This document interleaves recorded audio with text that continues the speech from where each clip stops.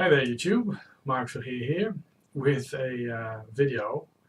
Man, holy crap, that really is a mess, isn't it? Um, but yeah, a video on this system, the original Sony Playstation. Um, well, let's turn it around.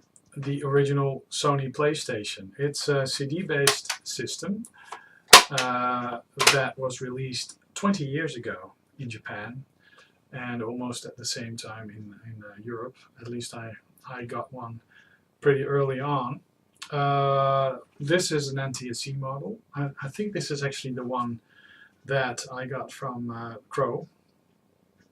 It has the parallel port, and not all models, newer models, they didn't come with a parallel port anymore. The original model even had cinch composite video and stereo out, whereas the other models, the later models, had this port, which is still used by the PlayStation 3. Yeah, so this video is just me rambling on about the PlayStation and its history and my personal history with the system. Why I actually got this and what it did for me, what it meant for me. So, the PlayStation. I'm just gonna hold it to my chest. The PlayStation. I used to build PCs back in the day, in the 90s, and I was quite a big PC gamer, and I used to actually make a bit of a living building PCs.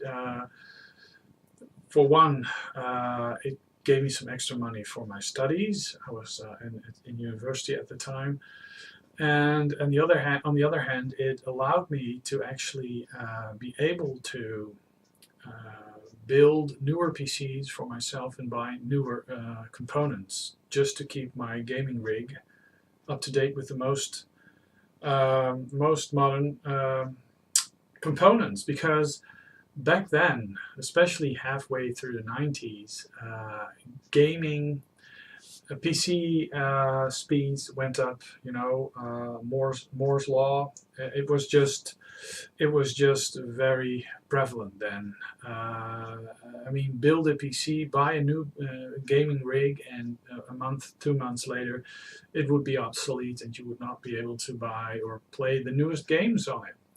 So I was kind of getting bummed out because of that, because I wasn't building as many.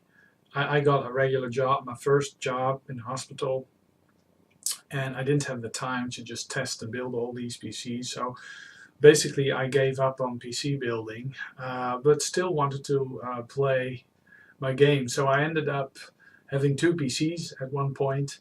One was my main desktop PC, which was a bit older. It had all the software configured that I wanted to use at the time, and a gaming rig with cheap and fast hardware.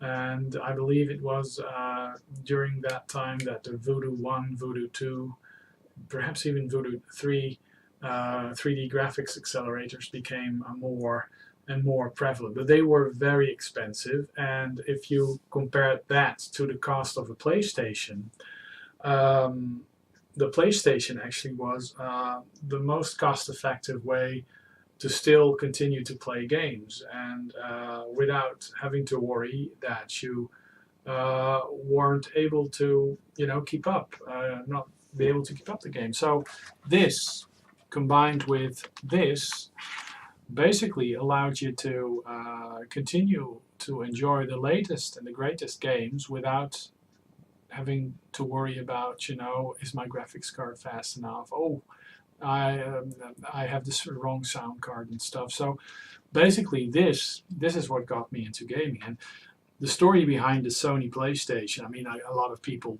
will know it, but the fact that this actually is a bit resembling, has a slight resemblance to a Super Nintendo gamepad. The fact that these connectors even look a bit like the Super Nintendo gamepad, is actually perhaps indicative of the shared history that the Sony Playstation and the Super Nintendo at one point had in life. Because Sony and Nintendo were actually considering creating a joint console, basically a Super Nintendo with CD-ROM storage. But the deal went bust. Sony opted to create the PlayStation. Nintendo moved on to create the Nintendo 64 with, of course, cartridge media instead of CD media. Biggest mistake in their life, I guess. But yeah, this controller, this is actually a very sleek looking machine. Yeah, this is the standard, or perhaps even the DualShock controller is actually the factor standard that a lot of consoles of these days still use with 2 analog knobs. This is the original controller that hasn't got these analog knobs, but the later models did come with the dual analog shock controllers. But yeah, these type of controllers are actually getting a bit rare. Most people have the dual shock controllers, like this PlayStation 2 variant. And this is actually very similar to the PlayStation 3 version of it. They basically look identical. This is a DualShock 3 and this is a DualShock 2. And it has analog sensitive buttons. The original DualShock controller from the Sony PlayStation didn't. Actually, back there you can actually see my main PlayStation of choice at the moment, which is John's, the Stig's painted black modified PlayStation 1. This is all over the place, just bear with me. The Sony PlayStation. It had fantastic games. It had a small footprint. You didn't have to worry about the graphics cards, the memory. It was silent. There's no fans, which is a very big bonus. This actually is the NTSC model that Crow gave me. This model actually is the 7501, and it was produced in 1998. So quite a late model, a bit younger than the original PlayStation 1 would be, like 20 years. But yeah. The Sony PlayStation, I think it was targeted at more mature gamers like me.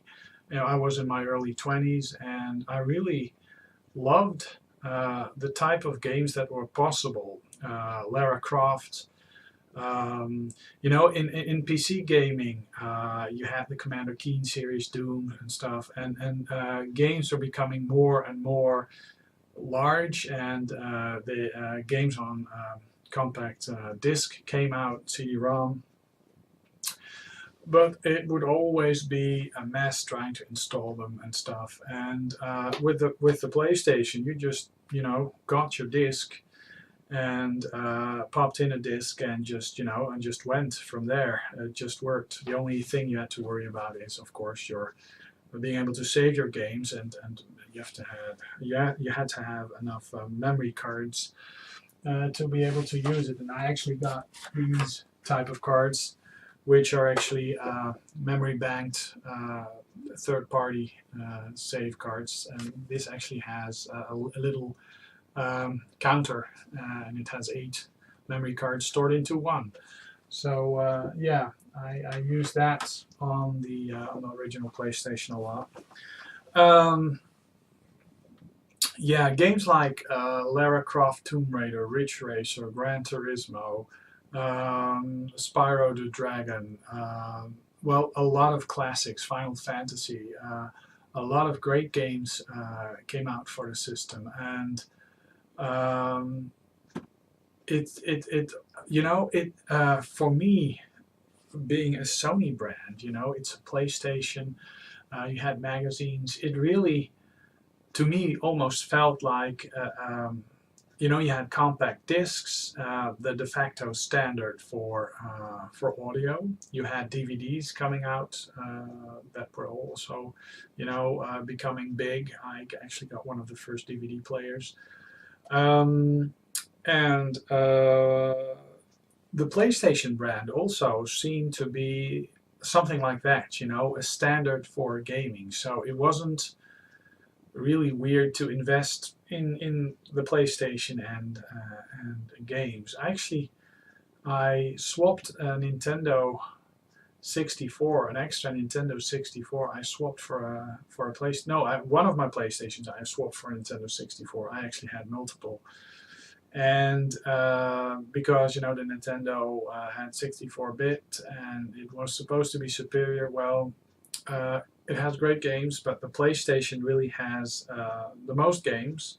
It has a huge library, and with a little thing that a little cartridge thing that you could actually slot in here, and a little spring, I was actually able to boot Japanese games as well. So, and of course, I ended up getting a PlayStation that was chipped so that it would run imports as well. Not so much backups, because that was very fiddly. But most of the time, I used chip PlayStation for playing imports, because the region lockouts, I still, that really drives me crazy. Yeah, but a lot of great games, and amazing graphics, amazing gameplay, 3D. Of course, it has its faults. I mean, games would look more crisp and more defined on a computer monitor. And yes, I still continued to play PC games, and I still,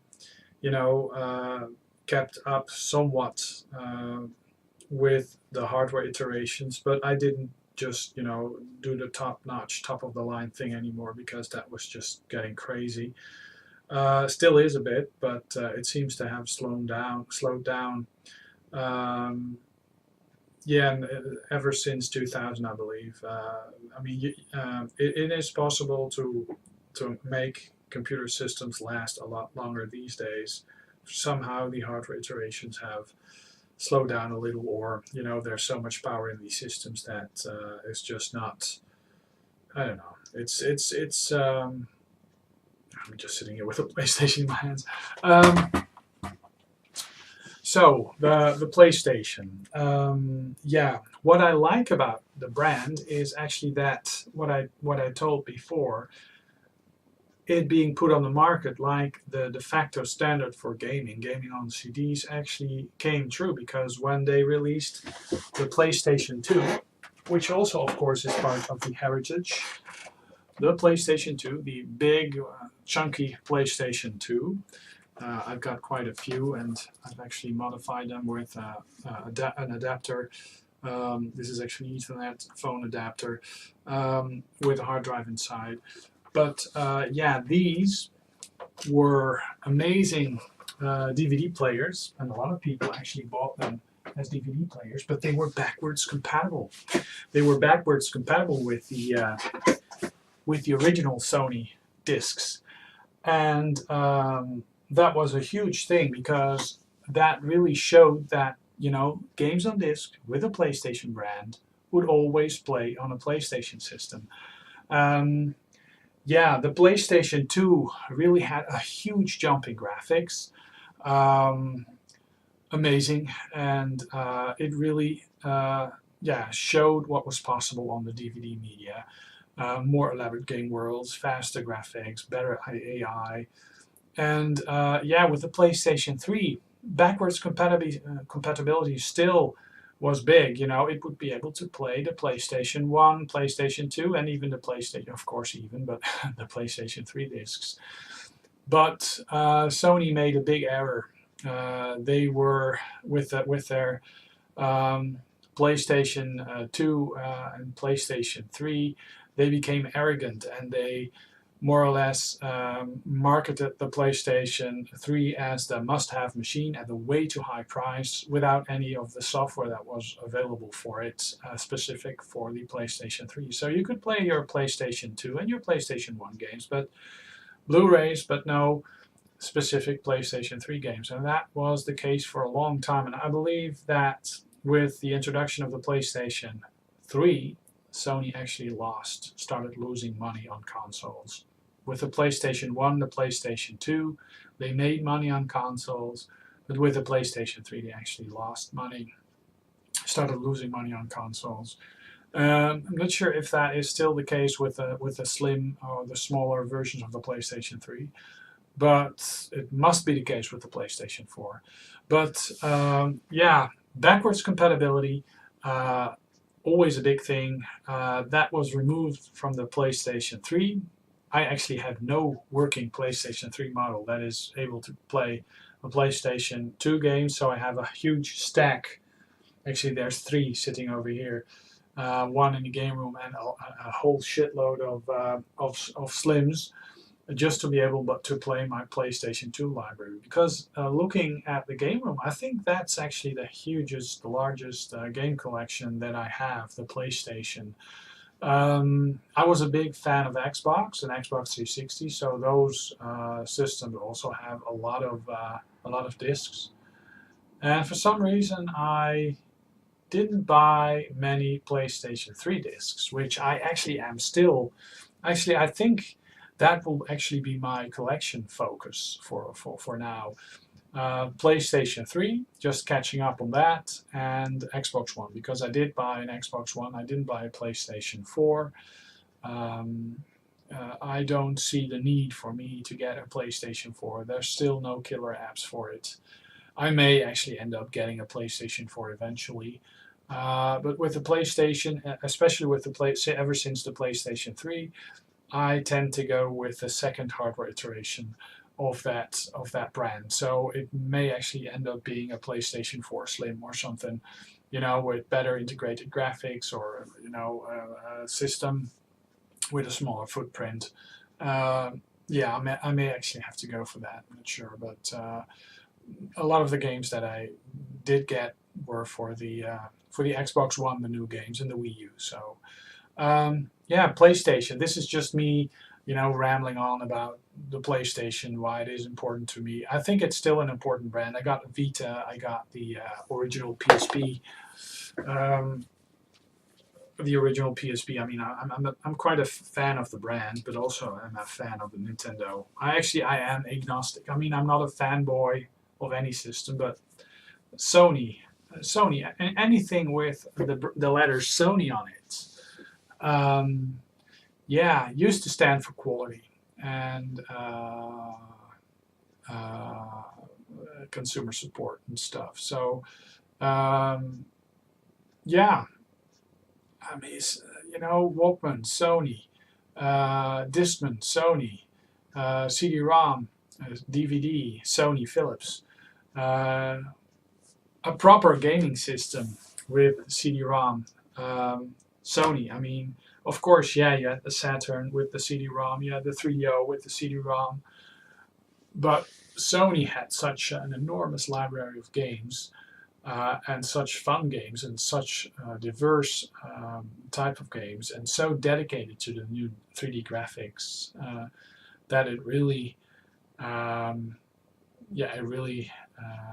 ended up being a very great platform. And yeah, congratulations, Sony, for having your 20th birthday. And well, over there's part of my collection, PlayStation 1. I have enough PlayStation 2s. I even have 2 PlayStation 3s to last me for quite some time. And I think I will continue to collect for that system. And I like it. And they seem pretty durable. I mean, these things are built like a rock. I mean, yeah, the lasers sometimes have issues, but yeah, it's hard to find a dead PlayStation. When they die, people just leave them on, for hours and end without playing them. Yeah, the PlayStation 2 is was less, especially the fat models. They have some issues. The slim models are also very durable, I think. The PlayStation 3, the original backwards compatible models all have died, and I think it's best if you go for a PlayStation 3 to go for the slimline version or the one with the latest one with a sliding cover. I'm just gonna put that back. Yeah, PlayStation, great, love it, and it's really crazy that it actually has been 20 years already. But time flies, that's for sure. Yeah, I guess for a lot of people, the Sony PlayStation really was synonymous to a console. I mean, um, and then I'm going to stop. But the Atari. People said the Atari, and then they meant the 2600. Then it shifted towards the Nintendo. If you have the Nintendo, it meant console. It was synonymous. Nintendo, the NES. The Super Nintendo at the same time, yeah, the Nintendo also meant Super Nintendo. And the PlayStation, well, that came afterwards. No matter what type of console you had, oh, that's a PlayStation. You know, people would use that as a synonym for console. So yeah, okay. Well, this is enough rambling. December 7th, I think. I am going to upload some other videos soon. I think I will be doing some ColecoVision gameplays, and yeah, well, more later, I say. I'm just gonna keep on rambling.